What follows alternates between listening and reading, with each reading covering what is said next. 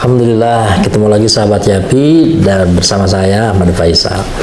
Alhamdulillah, sekarang saya ingin membahas sedikit tentang bagaimana kita bisa meraih kesuksesan di antaranya. Ya, tentu saja bukan hanya kesuksesan dunia tapi juga akhirat. Dan ini menjadi salah satu ciri orang-orang yang bertakwa. Di antaranya adalah ketika kita ingin menjadi baik, maka tugas kita adalah ikut senang terhadap orang-orang baik. Nah, ini penting. Ikut senang terhadap orang-orang baik. Kalau kita ingin menjadi kaya, maka ikut senang dan bahagia ketika orang lain kaya raya. Kalau kita ingin menjadi pintar, maka ikut senang dan bahagia ketika melihat orang lain pintar. Kan? Itu rumusnya. Jadi banyak orang yang menginginkan mencapai sebuah kesuksesan, ingin meraih sebuah pencapaian, tetapi dia tidak berhasil meraihnya. Dia bahkan jauh untuk dapat meraihnya. Kenapa? Ternyata diantaranya karena dia membenci orang-orang yang meraih pencapaian itu, sehingga ada iri, dengki, ada hasud di situ. Ketika lihat orang lain kaya, dia malah membenci kekayaan, atau bahkan dia julid, bisa jadi julid terhadap orang-orang yang kaya. Wah, mungkin itu kayanya hasil korupsi. Oh, mungkin dia kayanya karena ini, karena itu, dan sebagainya. Ketika ada orang lain yang mendapatkan jabatan tertentu, lalu kemudian ada orang yang malah julid. Kok orang kayak gitu bisa dapat jabatan itu sih? Kok orang kayak gitu asa terpantas, dan sebagainya. Nah, ini kejulidan-kejulidan ini akan membuat orang yang melakukannya itu kesulitan untuk meraih apa yang diinginkannya.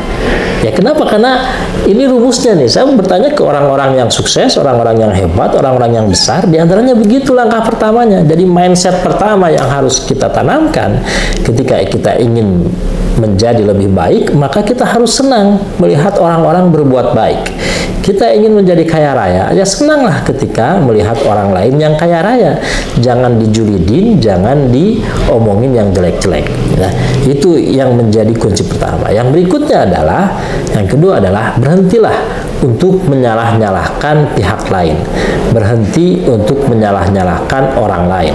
Ya, ingat bahwa apapun yang terjadi dalam hidup kita itu adalah disebabkan oleh takdir Allah, sudah pasti, tetapi juga ada unsur terpenting dari siapa? Dari diri kita sendiri. Diri kita sendiri. Ya. Jadi apapun kejadian yang kita alami, itu penyebab utamanya adalah diri kita sendiri. Jangan pernah menyalahkan pihak lain atas kegagalan kita. Jangan pernah menyalahkan orang lain atas kondisi kita yang tidak ideal. Jangan pernah pula menyalahkan keadaan ketika ternyata kondisi kita tidak sesuai dengan yang diharapkan. Ketika kita menyalahkan keadaan, menyalahkan orang lain, menyalahkan pihak-pihak lain atas kondisi jelek yang kita alami, maka sama sekali itu tidak membantu. Sama sekali itu tidak menyelesaikan masalah kita, tetapi justru semakin membuat kita semakin terpuruk, membuat kita lebih terpuruk. Maka yang harus kita lakukan adalah bukan menyalahkan. Sekalipun kondisinya kita mungkin dizolimi oleh orang lain, kita mungkin disakiti oleh orang lain, kita mungkin ditipu oleh orang lain, tetapi menyalahkan itu tidak menyelesaikan masalah, menyalahkan itu tidak membuat Anda keluar dari situasi sulit tersebut. Maka apa yang harus dilakukan? Yang harus dilakukan adalah menjadikan diri kita sebagai pusat segalanya. Maka kemudian menjadikan diri kita sebagai pusat segala kejadian itu. Kenapa kemudian kita mengalami peristiwa yang jelek? Berhenti menyalahkan orang lain, tapi mulailah introspeksi. Oh, ini salah saya. Oh, ini kekurangan saya. Oh, ini kekeliruan saya, dan sebagainya. Tapi tentu tidak berhenti di situ. Setelah kita sadar bahwa oh, itu kesalahan saya, lalu mulailah kepada langkah yang kedua. Apa langkah yang kedua itu? Mulailah bertanya, apa yang bisa saya lakukan untuk mengubah keadaan ini? Nah, itu kan, apa yang bisa saya lakukan untuk mengubah keadaan ini? Itulah yang harus ditanamkan dalam pikiran kita. Bukan sibuk ngomongin orang lain, bukan sibuk menyalahkan pihak lain, tetapi bertanya kepada diri kita sendiri, apa yang bisa saya lakukan untuk mengubah keadaan ini? Itu jauh lebih penting. ketimbang terus-menerus menyalahkan pihak lain, ketimbang terus-menerus mencari siapa yang salah, mencari biang kerok penyebab masalah ini. Tidak, tapi fokuslah kepada apa yang bisa saya lakukan untuk mengubah keadaan ini. Kalau sekarang kondisi kita lemah, jangan menyalahkan siapapun, tapi mulailah bertanya, apa yang bisa saya lakukan untuk mengubah keadaan ini?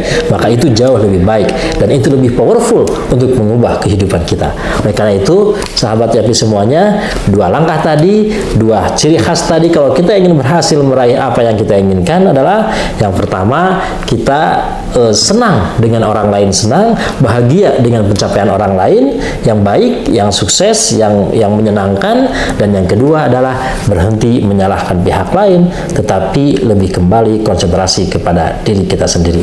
Insya Allah itu jadi sebuah tips untuk kita, dan semoga sahabat YAPI diliputi kebahagiaan, keberkahan, dan kesuksesan dalam segala kehidupannya. Assalamualaikum warahmatullahi wabarakatuh.